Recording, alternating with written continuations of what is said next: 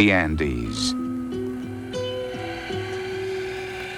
They are the spine of South America, 6,000 miles long.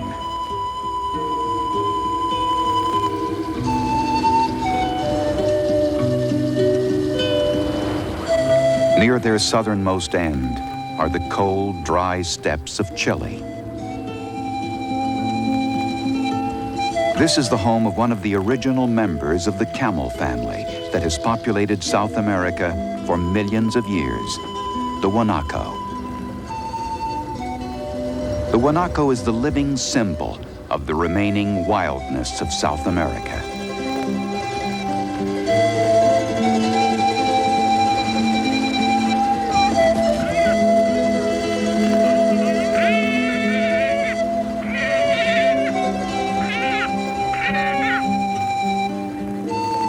3,000 miles to the north is the cold, bleak Altiplano, the high plains of the Peruvian Andes.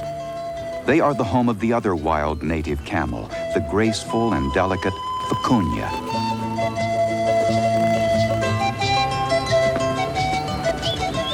Peru is also home to the woolly alpaca.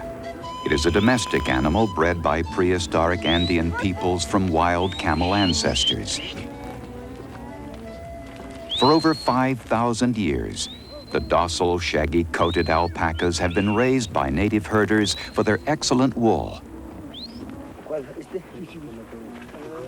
The most familiar South American camel is the llama, or as it is properly called in Spanish, the llama. Like the alpaca, the llama is a domestic animal that was bred by Indian peoples from ancestors of the wild guanaco. The robust llama is the pack horse of the Andes, unsurpassed as a beast of burden in this high, thin air and rocky terrain. In the raw, cold, and rugged Andes, the lives of humans and llamas are closely intertwined. The animals offer companionship in a world where living beings are few and far between.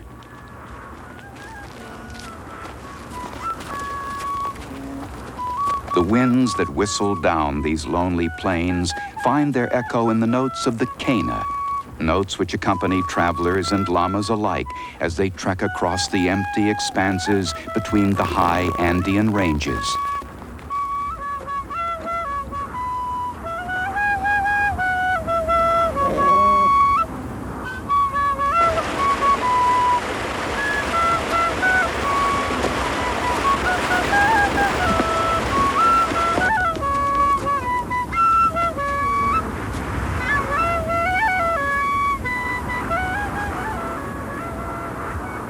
The domestic llama is the tallest of the four South American camels with distinctive banana-shaped ears.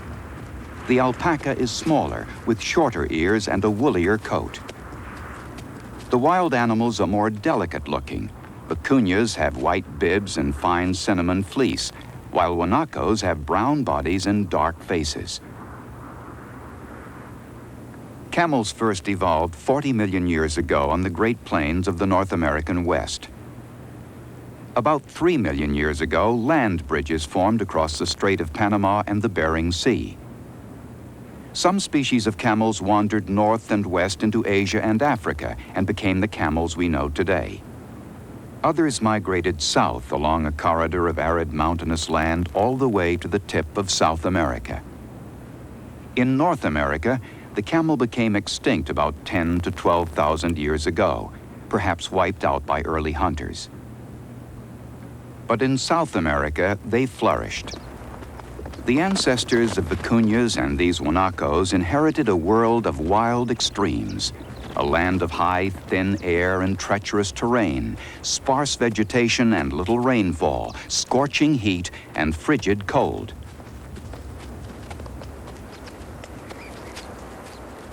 Over thousands of years, they evolved into creatures that were uniquely equipped for success in the high, cold, arid conditions of the Andes. They developed softly padded feet, which made them sure-footed and fleet on the rocky slopes. Their hearts and lungs became enlarged, permitting them to prosper at elevations where most other mammals would be left gasping for air. They developed fine, dense coats, which provided vital insulation and protection from the bitter cold and dampness of their harsh and hostile domain.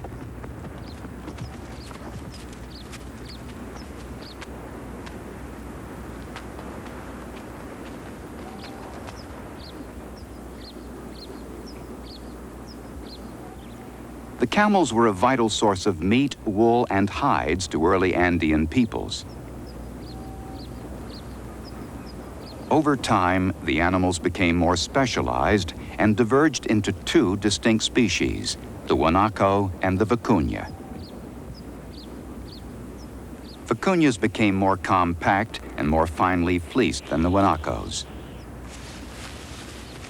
The unique adaptations of vicunas enabled them to graze the very highest grasslands of the Andes, up to 16,000 feet.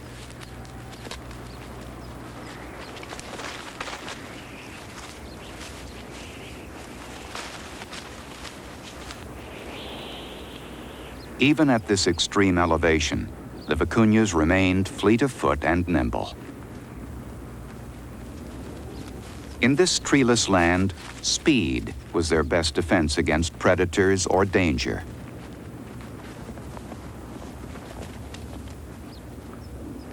Abundant archaeological evidence reveals how vitally important the guanaco and vicuna were to early Peruvian peoples. For thousands of years, these wild animals were prominent in the religious, mythological, and practical lives of prehistoric Indian cultures of the Andes. Around 5,000 years ago, mountain people of the central Andes began to interbreed wild camels to create a pack animal that became the domestic llama. And from further crossbreeding, they developed a superior wool-bearing animal, the domestic alpaca. The alpaca was selectively bred for its heavy, fine coat and for its ability to graze high up the steep, wild mountain slopes. The llama, on the other hand, was bred only to work. Known for its docile nature, the llama could dependably carry loads of up to 100 pounds over distances of more than 15 miles a day.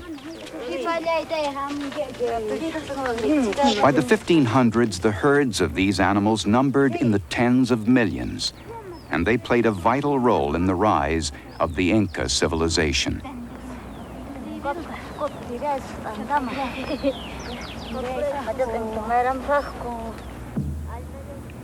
Llamas, the Inca people believed, were a gift to them from the sun. The Incas were great warriors and builders.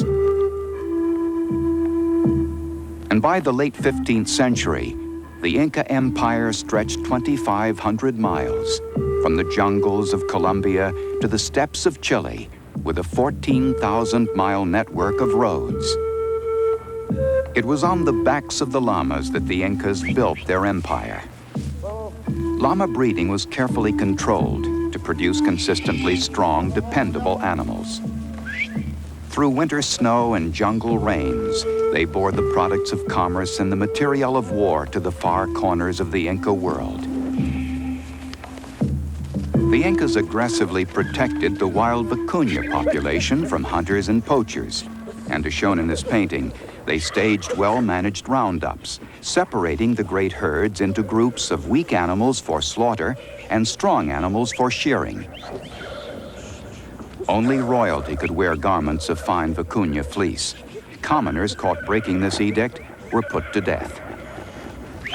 By protecting the best animals and killing off the weaker ones, the Incas practiced a highly effective system of wildlife conservation and management that benefited both humans and animals. Where this grassy valley funnels into the gorge, the Incas once trapped tens of thousands of wild vicunas. The walls they built to contain the great wild herds conjure memories of a great spectacle that is no more. For the Inca civilization was wiped out by the Spanish invaders of the 16th century. High above Peru's muddy Urubamba River, a jungle crag guards the ruins of long-abandoned Machu Picchu, the lost city of the Incas. Alone among the Inca cities, Machu Picchu survived the Spanish conquest, but eventually, it too fell to ruin. As the Spanish destroyed the Incas and their cities, they destroyed their livelihood and culture as well.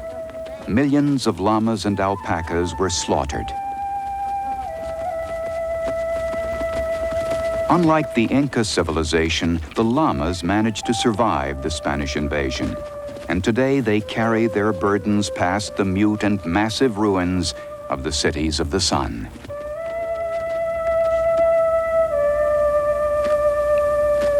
The llamas and alpacas and their wild kin are native to no place else on Earth. They still survive today in South America, but they do not flourish here as they once did. Pressures from foreign conquest and economic and social change have shrunk their numbers and their range.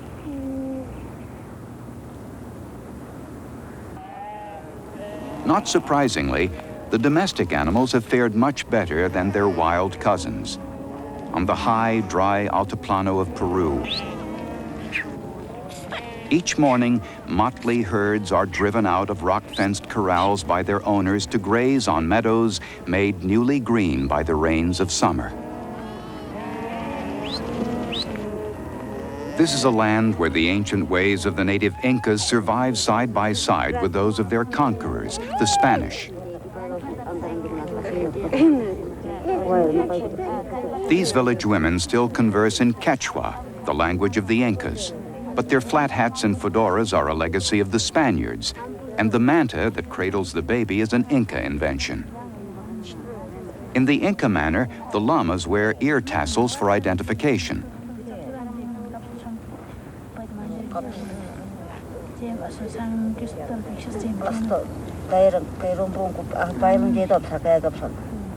Although their numbers are declining, llamas are still an important resource for these isolated people.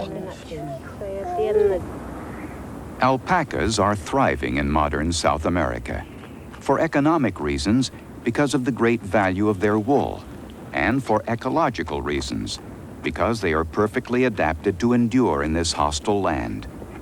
They have a split upper lip, which makes it easy for them to crop the short green native grass that grows on the high plateau. Called quichna, this grass is the preferred food of the alpaca. The introduced sheep and goats are not well adapted to this tough climate, so they don't fare nearly as well as the camels. These alpacas have recently been shorn as they are each spring. Their fine fleece will regrow in time to ward off the winter's chill.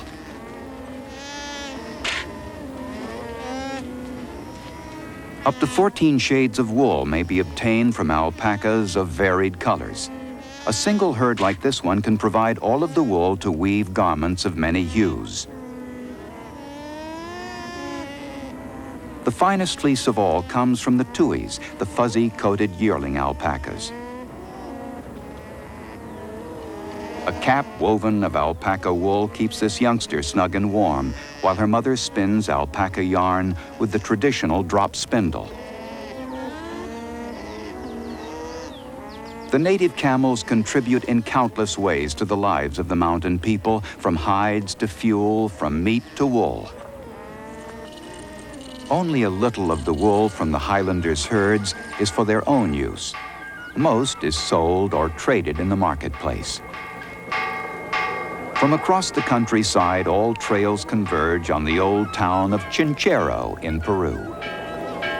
For traditional Indian peoples, the patterns of life are much as they have been here for hundreds of years. Once a week, the central plaza of the town overflows with the sights and sounds of market day, and wool is one of the forms of currency here. The Quechua women wear decorated hats, fancy attire saved for special occasions. They have brought homespun woolens to market, garments which may be traded for bright-colored yarn and for blankets and ponchos to warm the wintry highland nights.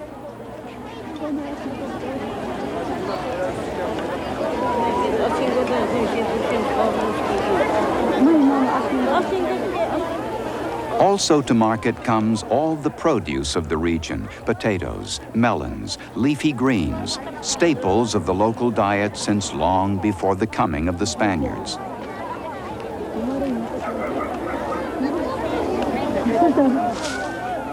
Each small highland farm produces only part of a family's needs. The barter system provides the rest without the bother of money changing hands.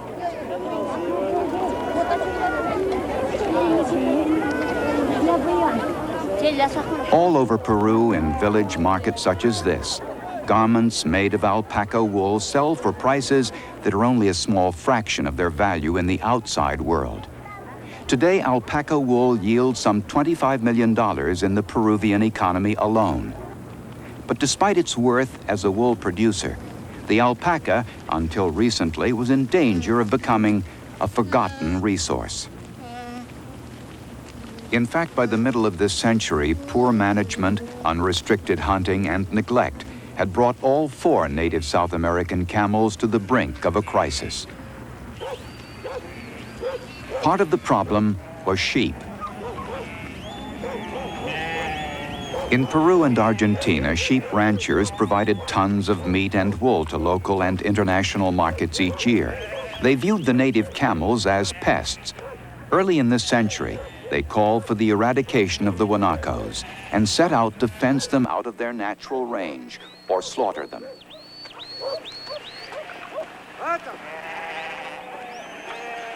For decades, thousands of guanacos were killed by ranchers or recklessly harvested for their pelts. Vicunas, too, were slaughtered. The machines of civilization made llamas obsolete as pack animals. Short-sighted sheep ranchers weren't interested in raising alpacas. South America's camels were thought to stand in the way of progress. It seemed there was no place in the modern world for these animals. If the teeming modern cities of Peru, Chile, Bolivia, and Argentina were the way of the future, the prospect was real that the animals once so vividly symbolic of South America itself would one day endure only as monuments cast in bronze. American nations slowly faced the fact that unless the treatment and care of these animals improved, the great grassy plains of this continent might be robbed of their wildlife, with their native camels gone the way of the bison of the North American West. In response to the threat, Peru launched a program of conservation, education, and research. Supported by national and international grants and subsidies, it created the Llamas Camelid Research Station near the mountainous Andean city of Cusco. Researchers at Llamas revived principles of selective breeding and animal management that had been largely ignored since the days of the Incas 500 years ago.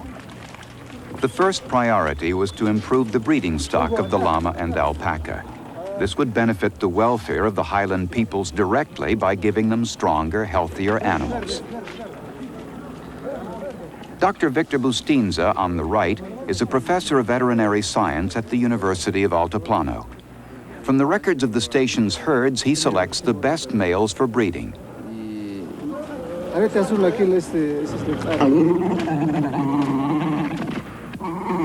Each llama, male and female, is chosen for specific strengths: outstanding production of meat, maximum body size, or exceptional stamina in carrying cargo. The males are segregated from the females in a separate corral. But here, as elsewhere, the best-laid schemes may go astray. When a female llama in heat slips into the male corral, the result is pandemonium.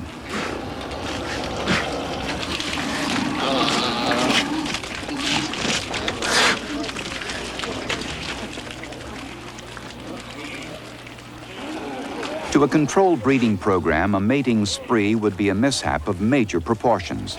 The female must be caught and removed quickly. Months of careful selection and planning could be undone by a single accidental pregnancy.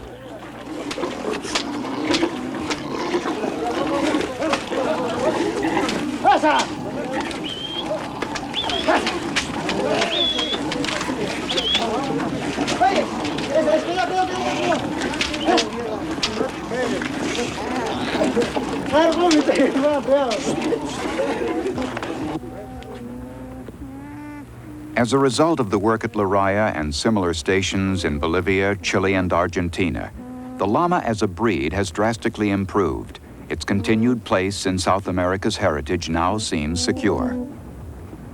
Already vigorous new herds have been established, herds which it's hoped will encourage the mountain people to continue to depend on these camels, which are so well suited to the high altitudes and rocky plateaus of their homeland.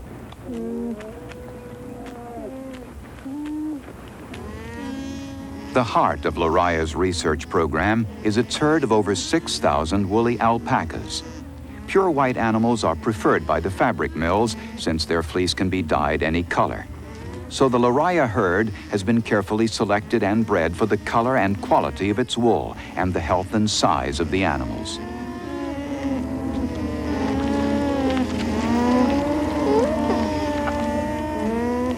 As with the llamas, the breeding program has resulted in a herd that is a showcase of fitness and productivity. Animals are periodically selected from the herd to be weighed and measured. Regular checks of body size, weight, and yield and density of wool help the scientists and ranchers here determine which animals have the most desirable qualities for breeding. Continued success of the breeding program depends on careful record keeping and monitoring of each animal's reproductive viability. Females that bear no young are routinely eliminated from the herd after 2 years.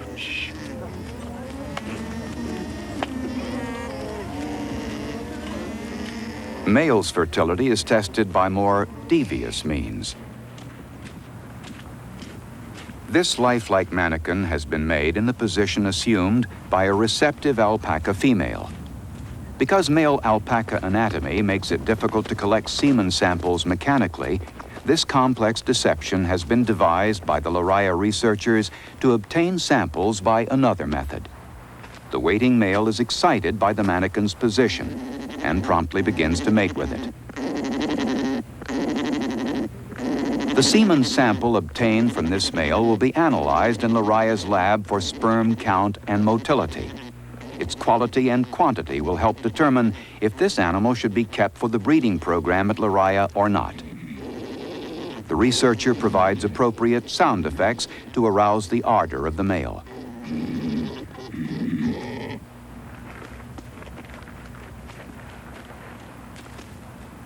The mating takes about 20 minutes to complete. Afterwards, the semen is promptly collected from a container inside the mannequin.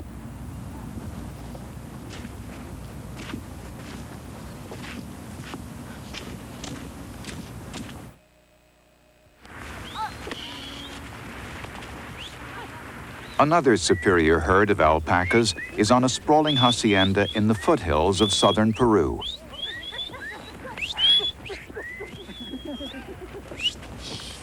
The herd belongs collectively to about 200 families, members of a stock-raising cooperative. At summer's end, they pool their efforts for the annual roundup of the yearlings in their herd. The older animals were separated from the herd and sheared months earlier. Now, from the high green pastures where they've grazed throughout the summer, the woolly yearlings are driven down to the ranch at the bottom of the valley to be sheared. These animals represent much of their owner's livelihood, their work, their source of wool, and their cash crop.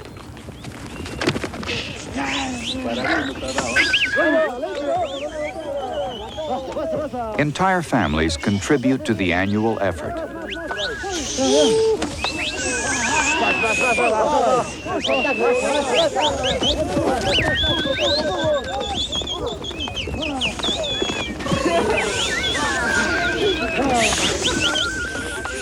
For the inexperienced yearlings, this is only the first of many such adventures in their lives.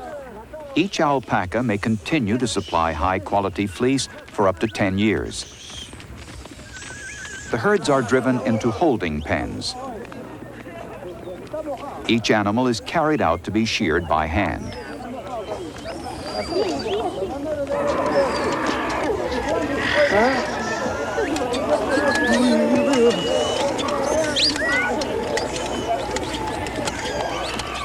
The normally calm and docile alpacas are terrified of the noise and confusion and of the unknown.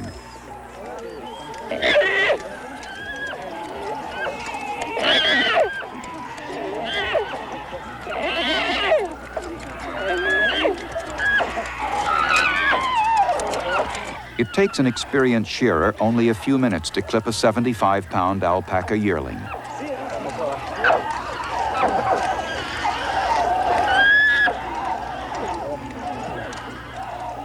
Each yearling will yield about 6 pounds of fine, soft wool. And 1 year from now, the coats of the young alpacas will have regrown, and the animals will be ready to be sheared again.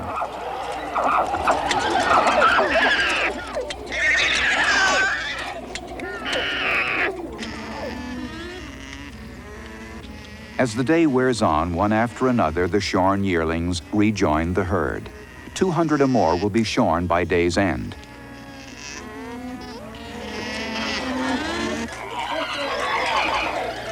The haul from a single day of work can weigh in at more than 3,000 pounds and will bring in some $5,000 to the cooperative. It is a sizable sum, but still only a small fraction of the worth of the wool on the world market. For middlemen profit enormously from this still archaic marketing process.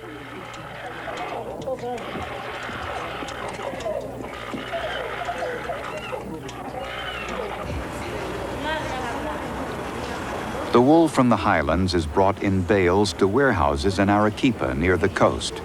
Here it will be sorted by color, graded for quality, and freed of dirt and tangles.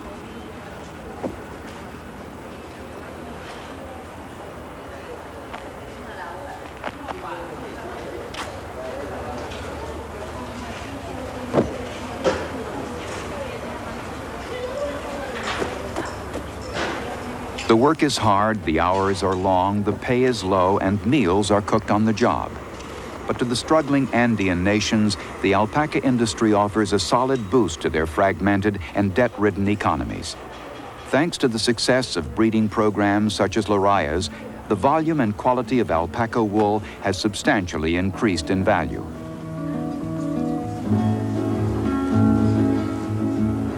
Each year, the yield is more than 6.5 million pounds of wool.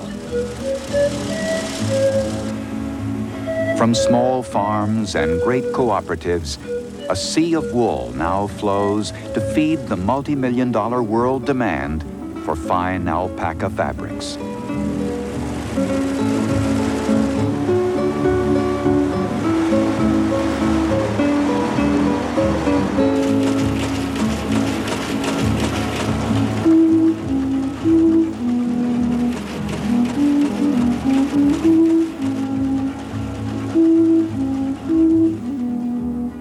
Since bottoming out in the 1960s, the alpaca population has now begun to grow once more.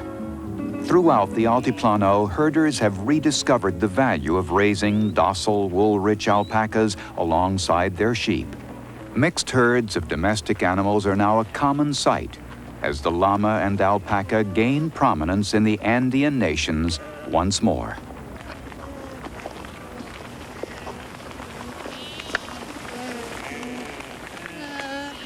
In some remote parts of Peru, flocks of domestic animals now share the high green pastures with herds of wild vicunas, the original grazers of these lands. The vicuna once roamed these plains in the millions, but by the middle of this century, indiscriminate slaughter and the total absence of effective wildlife management brought them to the brink of extinction. Their turnaround since then is counted as one of the conservation triumphs of the century. The vicuna was declared an endangered species in 1969. International laws banned trade in products made from their wool. aggressive management and strict government protection have given the vicuna a second chance. Their comeback began in one of the animal's last refuges, Peru's Pampagaleras Vicuna Reserve, a 15,000-acre tract set aside at the very western edge of the Andes to save these once abundant animals from extinction. These pelts were seized from wool hunters, poachers, and thieves who each year simply slaughter hundreds of the gentle animals to strip them of their luxurious fleece. Hector Galban, superintendent of the reserve, has his hands full guarding the wild herds against the poachers. Galban and his co-workers have had to battle formidable odds. For fine, silky vicuna wool is one of the most sought-after fibers on Earth, commanding black market prices of up to $1,000 per pound.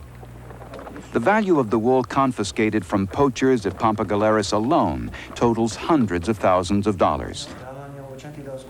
But strict enforcement of environmental laws and meticulous record-keeping have controlled the poaching. And a deepening understanding of vicuna behavior and ecology based on 20 years' observation in the wild is helping ensure the continued survival and growth of the vicuna population. One of the contributors is this man, Dr. William Franklin of Iowa State University. In the 20 years since the work began, the vicuna population on the reserve has soared from fewer than 2,000 animals to close to 30,000. Today, on the grassy highlands of Peru, wild herds of vicunas are no longer an uncommon sight, and with their numbers rising, limited shearing of their wool has begun. Their windy, isolated home is a tough and rugged place, one which the vicunas are perfectly adapted to use. Unlike the dromedaries of Asia and Africa, which can go for weeks without water, the Andean camels, such as these vicunas, must have water every day. But they are so well suited to this arid terrain and climate that they can obtain nearly all the vital moisture they need by eating the green mountain grasses.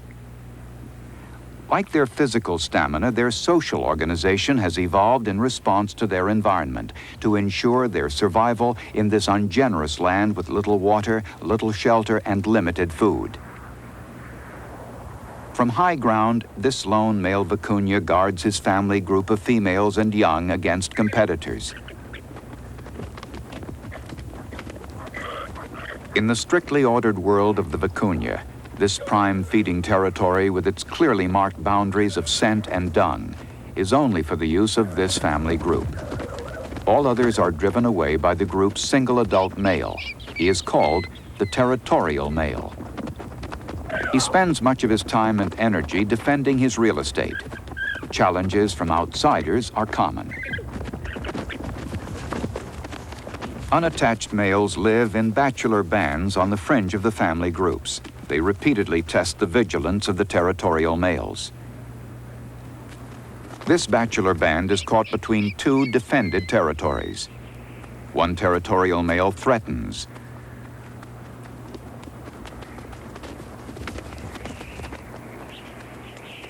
The other charges. The bachelor males retreat. Within a few years, some of them will establish their own territories and family groups. Only territorial male vicunas mate with females.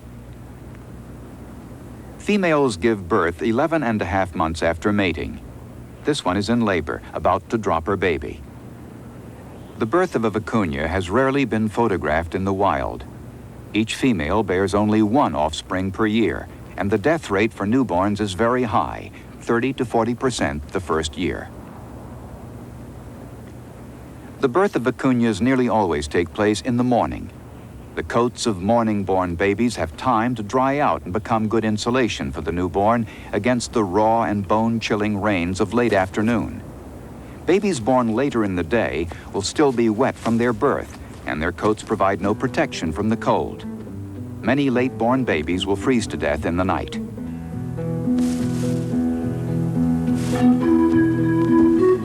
In this land where cover is scarce and predators all too common, a young vicuna must travel with its mother almost as soon as it is born.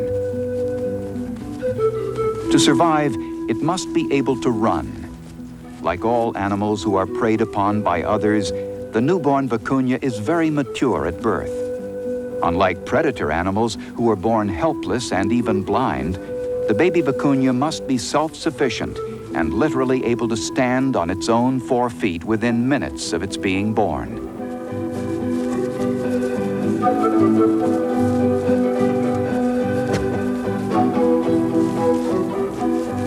Within 15 minutes of birth, the newborn vicuña can outrun most humans and is ready to follow the herd.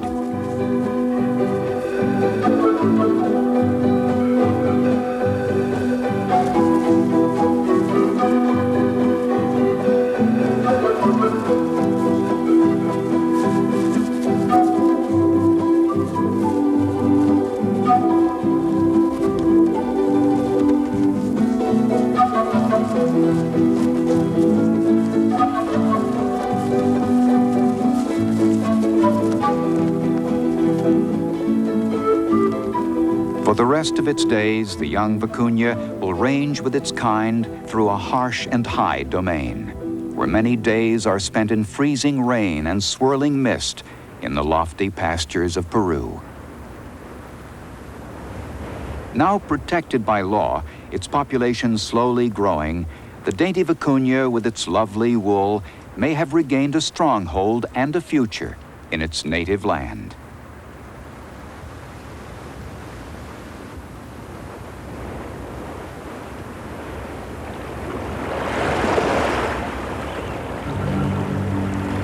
More than 3,000 miles south of the vicuña's domain is the wild, windy world of Patagonia.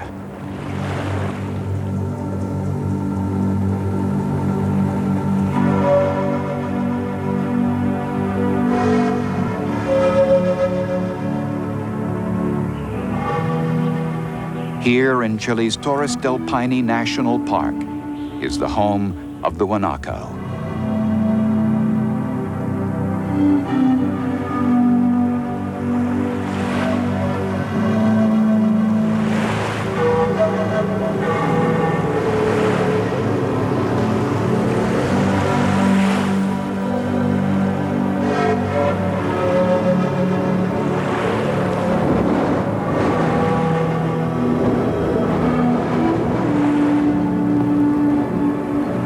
Resourceful, adaptable, the wild guanaco survives throughout the Andes, all the way from Peru to Tierra del Fuego, the largest range of all the South American camels.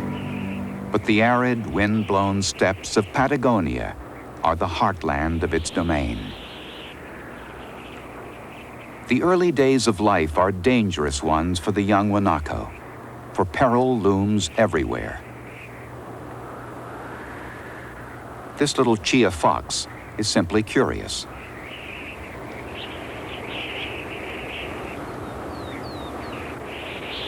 The KG fox presents no problem.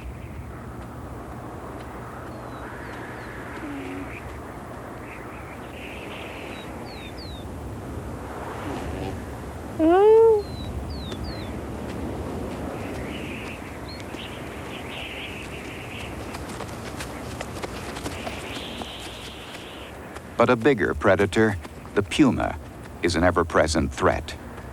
Pumas take 10% of young guanacos each year.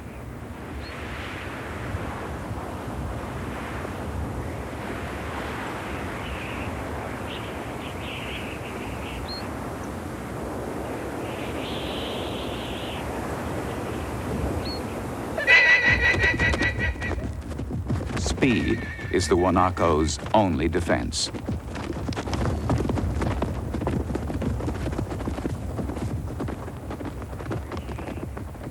Death takes its toll of the young and the unfit. The offspring of this mother is stillborn.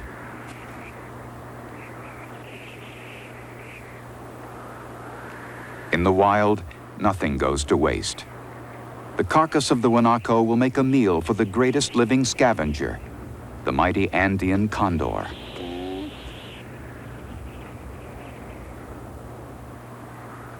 Next spring, the female will have another baby.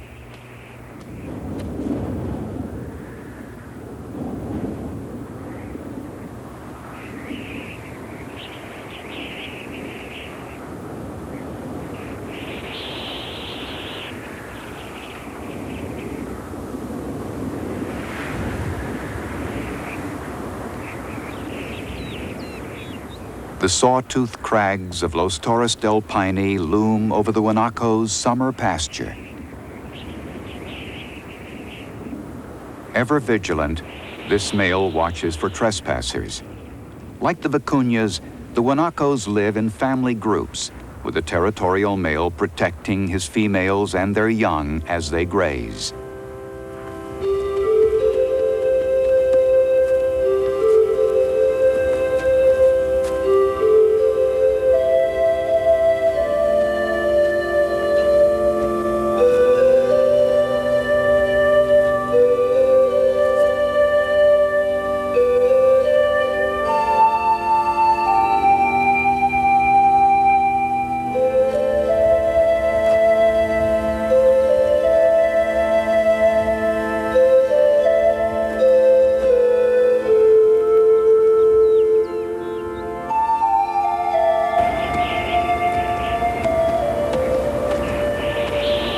The territorial male's family group may include up to 10 females.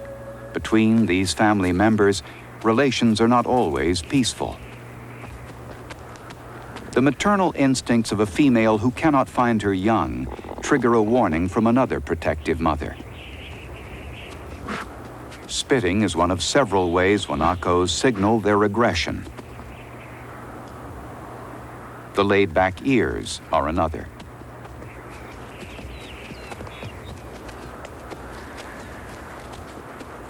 When conflicts flare, a warning is usually enough.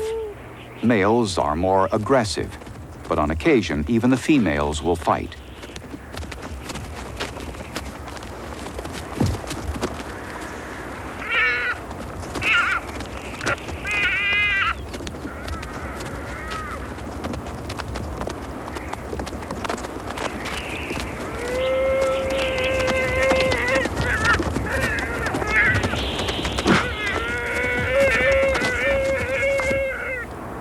Battles and challenges such as these between adults are vital in establishing, maintaining, and realigning the hierarchy of dominance within the herd.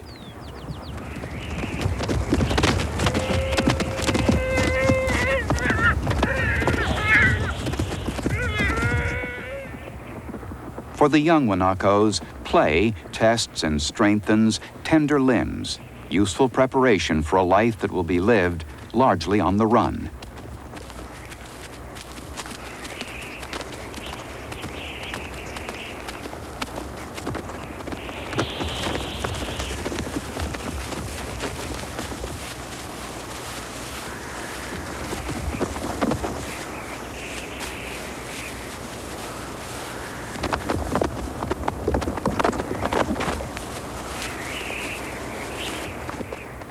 During the first year of their lives, the young males in the group practice for the full-scale battles which will mark their days as adults.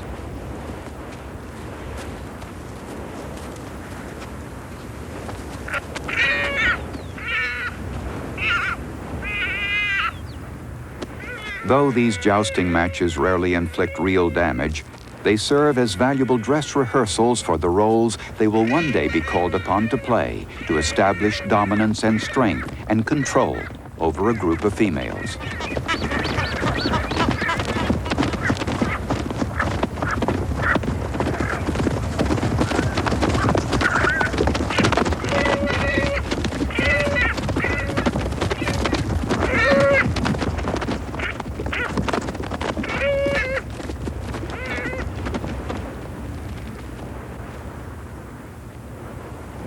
In the game of King of the Mountain, the holder of the higher ground is the victor.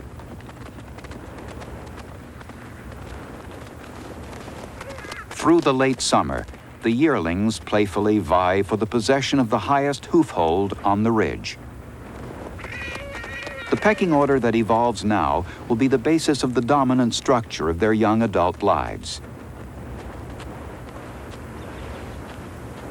At summer's end, the territorial male routs all the yearlings, male and female, from the group. In this way, he limits the number of animals in his feeding territory and protects the resources of the vega for his females and their newborn young.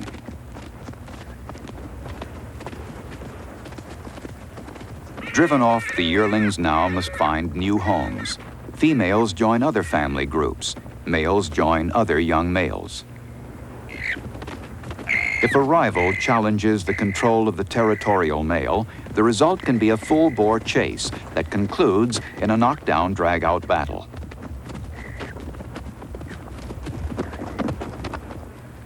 Often these contests consist of little more than bluster and bluff, spitting and threatening, plus a few painful bites. But in a world in which only the fleet of foot survive, a lame limb could prove fatal.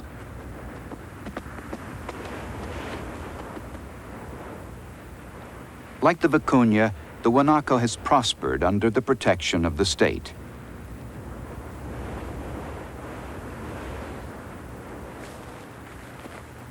Dr. William Franklin, whose 20 years of research has been so important in protecting the vicunas of Peru, has also contributed to the understanding of Patagonia's wild guanacos. Over the years, he and his co-workers have tagged and followed many young guanacos through their lives.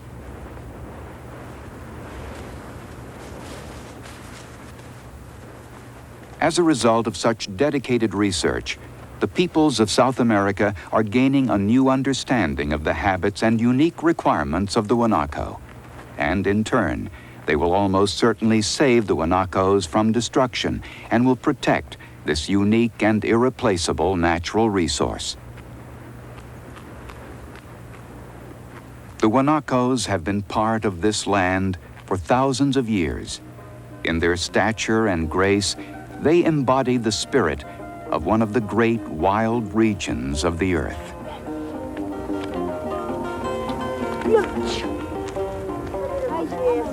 In countless ways, the lives of the Andean people and those of their native camels are bound together in a powerful union.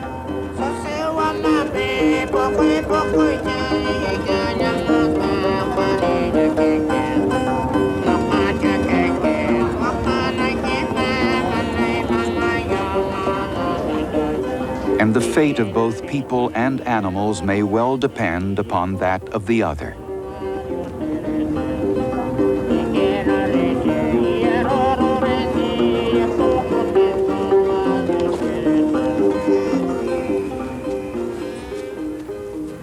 For centuries, the llama, the alpaca, the vicuna, and the guanaco suffered from neglect, exploited for meat and pelts, or ignored because of the view that they stood in the way of progress. But that view is slowly changing. The heirs of the Inca traditions are rediscovering the old ways, and a new generation has begun to appreciate the value that the native camels of South America can have in their lives. Today, the graceful vicuna flourishes once again on the high Altiplano. And across the grasslands of the Andes, the llama, the alpaca, and the guanaco are thriving as well. Because of public awareness and scientific research, there is now cause for cautious hope that the native camels of South America will always be a part of this wild, majestic domain.